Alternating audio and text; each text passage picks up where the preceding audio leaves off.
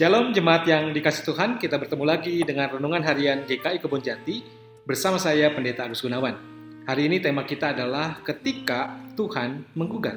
Bacaan kita diambil dari Mika 6 ayat 1-8 dan saya akan membacakan secara khusus ayat yang ke-8. Hai manusia, telah diberitahukan kepadamu apa yang baik dan apakah yang dituntut Tuhan daripadamu, selain berlaku adil, mencintai kesetiaan, dan hidup dengan rendah hati di hadapan Allahmu.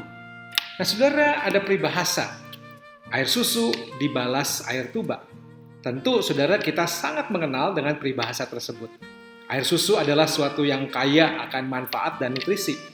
Dalam tumbuh kembangnya, manusia membutuhkan air susu sebagai sumber gizi dan kekuatan tubuhnya. Nah sebaliknya saudara, kalau kita bicara tuba merupakan jenis tanaman yang airnya sangat pahit dan biasa digunakan untuk meracun ikan. Maka itu air susu dengan air tuba jelas merupakan dua hal yang sangat berbeda.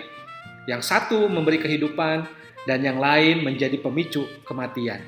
Nah saudara, air susu dan air tuba dalam peribahasa sengaja disandingkan untuk menggambarkan situasi di mana kebaikan justru dibalas dengan kejahatan. Dan orang yang mengalaminya pasti akan merasa sangat terluka. Nah saudara, dalam hubungan dengan umat Israel, kebaikan Tuhan juga kerap kali dilupakan. Sekalipun Tuhan telah berulang kali menunjukkan penyertaannya atas umat, berulang kali pula umat Tuhan malah bertindak menyakiti Tuhan. Bukannya beribadah dengan taat, mereka justru menyembah ilah lain dan bersikap tidak adil pada orang-orang miskin. Maka itu peringatan dan ketetapan Tuhan seringkali diabaikan. Dan umat bertindak seakan-akan Tuhan tidak ada lagi mengawasi dan memperhatikan perbuatan mereka.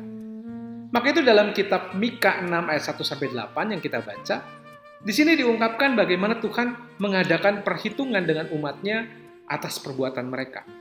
Tuhan tidak tinggal diam. Ia meminta Israel menjelaskan tindakan mereka yang jahat dan mempertanggungjawabkannya. Tidak hanya itu, Tuhan juga dengan tegas mengungkapkan kembali kehendaknya yang sering kali dilupakan, yaitu supaya umat menyatakan kasih dan keadilan melampaui tindakan persembahan korban yang mereka lakukan. Maka itu saudara, melalui Nabi Mika, Tuhan sepertinya menggugat umatnya. Nah, kalau kita membaca kitab Mika, Nabi Mika, Mika sendiri dalam bahasa Ibrani berarti siapakah seperti Tuhan. Mika berasal dari kota Moreshet, sebuah kota kecil terletak 23 mil saudara di sebelah barat daya Yerusalem. Nabi Mika adalah nabi yang sejaman dengan Nabi Yesaya. Berdasarkan bagian pembuka kitabnya, Mika itu bernubuat saudara pada masa Raja Yotam, Ahaz, dan Hizkia ketika memerintah Yehuda. Dan nubuatnya itu dinyatakan mengenai Samaria sekaligus juga Yerusalem.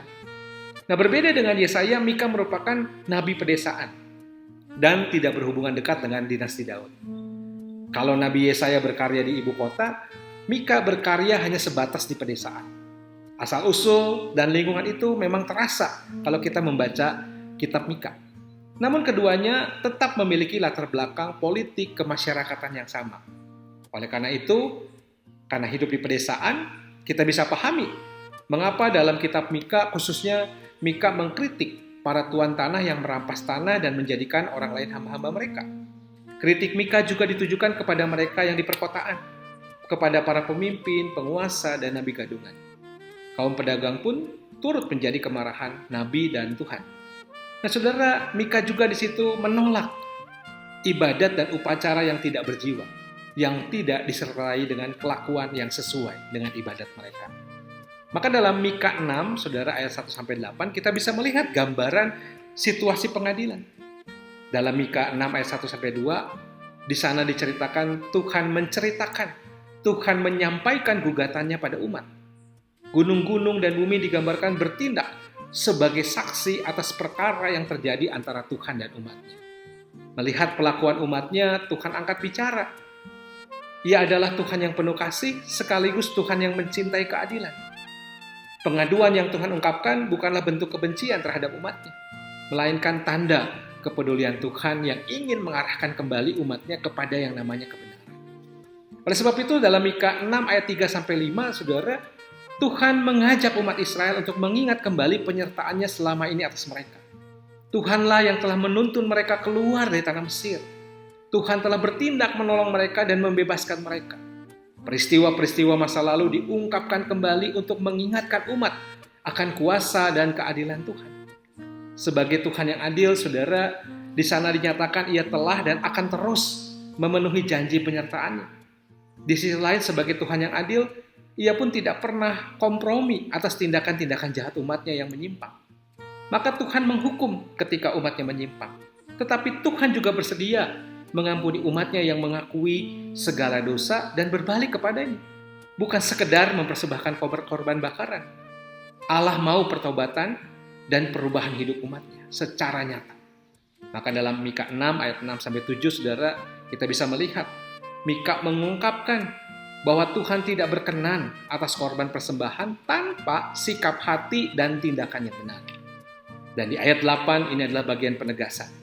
Tuhan telah mengungkapkan berbagai tindakannya atas perjalanan kehidupan umat dan ia telah membuktikan kesetiaannya.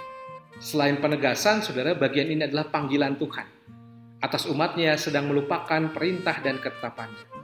Tuhan menghendaki agar umatnya tidak sekedar melakukan ritual keagamaan, tetapi melakukan yang lebih penting, yaitu bersikap adil, berlaku adil, mencintai kesetiaan, dan hidup rendah hati di hadapan Allah. Berlaku adil berarti hidup dalam relasi kasih dan kepedulian kepada orang lain. Dan kita sebagai umatnya juga diundang untuk mengusahakan kesejahteraan pihak lain.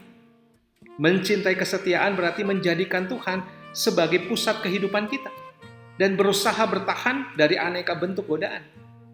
Rendah hati di hadapan Tuhan berarti mengakui bahwa kehidupan kita sebagai umat sesungguhnya tidak bersandar pada kekuatan diri kita sendiri, tetapi pada anugerah dan pertolongan Tuhan. Tuhan memberkati kita dan Tuhan terus menyertai kita. Amin.